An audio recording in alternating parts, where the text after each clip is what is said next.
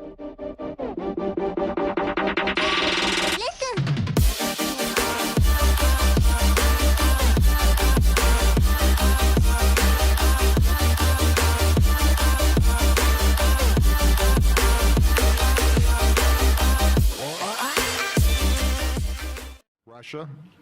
has violated the sovereignty and territorial integrity of an independent European nation, Ukraine, and engaged in provocative behavior toward NATO allies.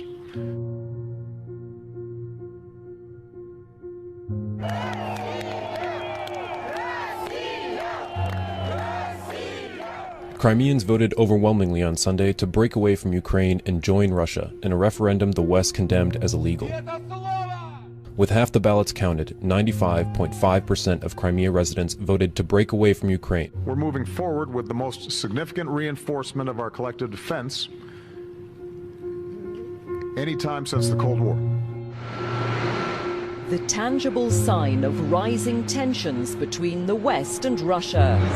Hundreds of US armored vehicles have been arriving in Latvia with thousands of troops to follow. First, we're strengthening NATO's defense and deterrence posture, building on our European Reassurance Initiative, which has already increased readiness from the Baltics to the Black Sea. Our alliance will enhance our forward presence on our eastern flank. As I announced yesterday, the United States will be the lead nation here in Poland, deploying a battalion of American soldiers. The United Kingdom will take the lead in Estonia, Germany and Lithuania, and Canada and Latvia. This will mean some 4,000 additional NATO troops on a rotational basis in this region. Moreover, the additional U.S. Armored Brigade will rotate through Europe, including an additional 4,000 U.S. troops. Meanwhile, to the south, we agreed on new deterrence measures in Romania and Bulgaria. So NATO is sending a clear message that we will defend every ally.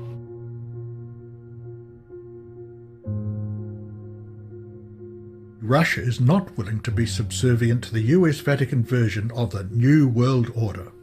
Mikhail Gorbachev said the world has never been closer to nuclear war than it is at present. After President Obama made his speech, leaders within the European Union stated that Obama and NATO were making Europe less secure. Francois Hollande said we don't need the North Atlantic Treaty Organization. NATO doesn't get to decide Europe's Russia relations.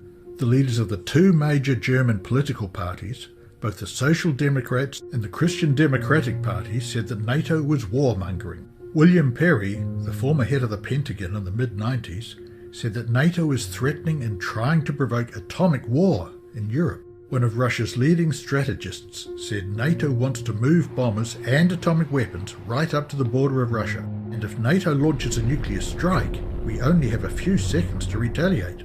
The last bastions of defiance of a US-style global government are Russia, Iran, China, the Assad regime, and the Hezbollah faction. China, being the most resilient because of the elite's needs, keeping manufacturing in China so companies like Walmart and Amazon can make mega profits, as well as China buying US government debt.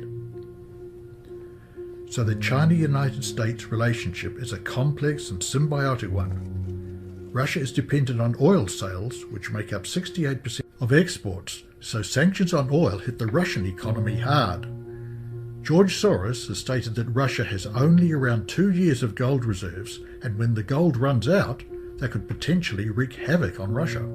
The United States, Canada and the United Kingdom have sent troops to Eastern European nations bordering Russia, as well as a large stockpile of military vehicles.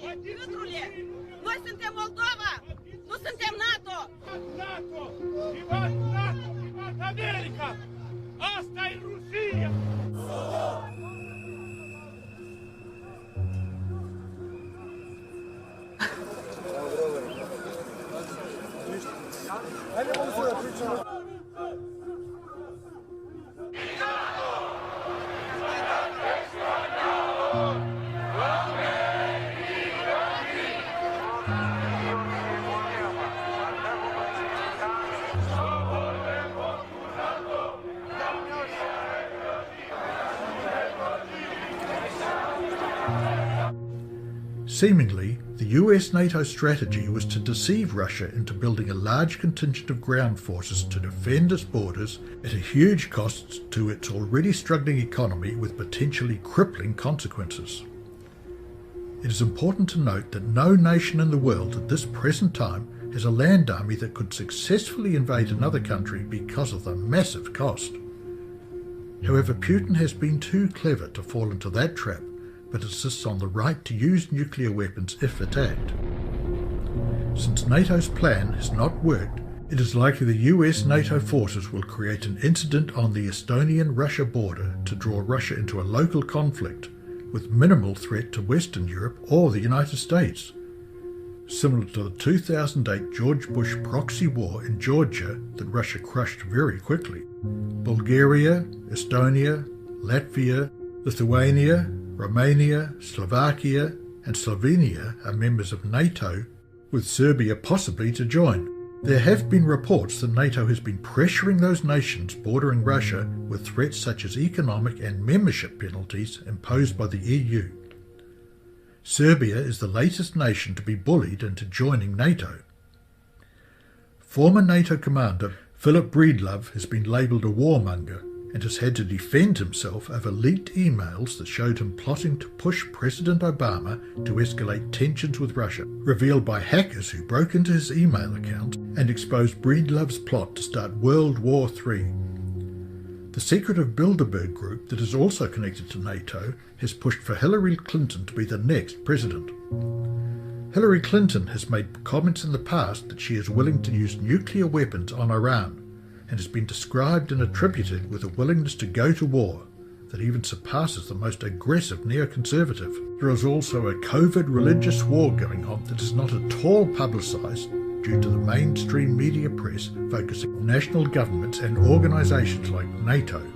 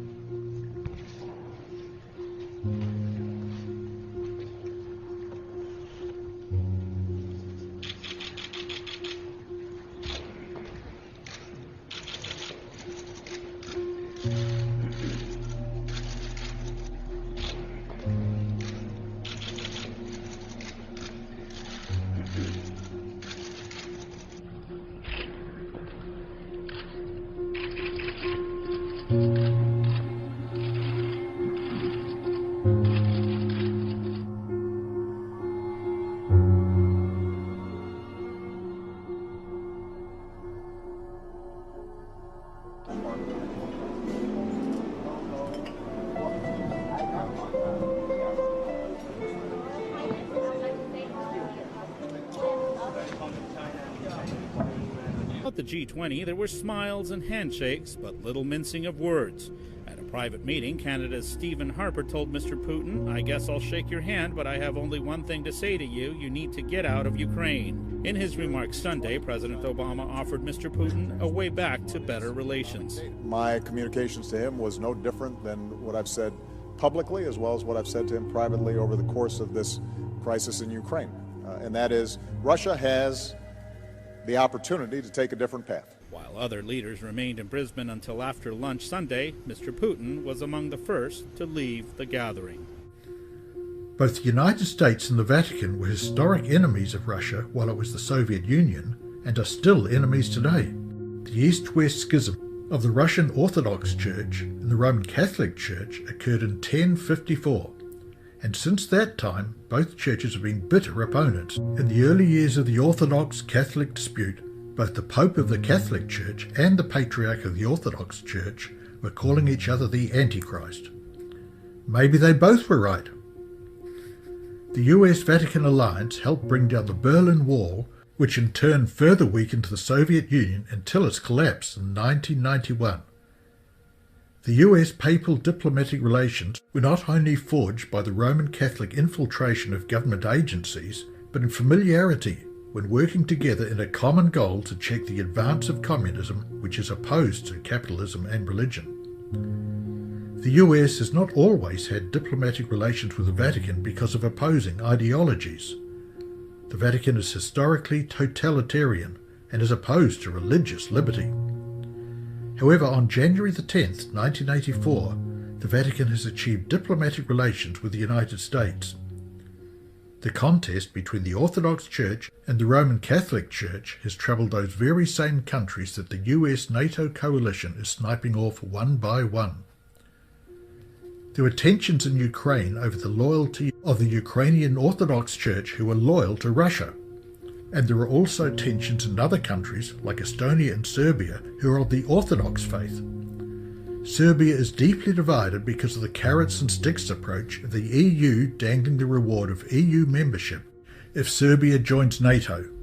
Serbia is a staunch Eastern Orthodox state that has historical and present-day diplomatic relations with Russia.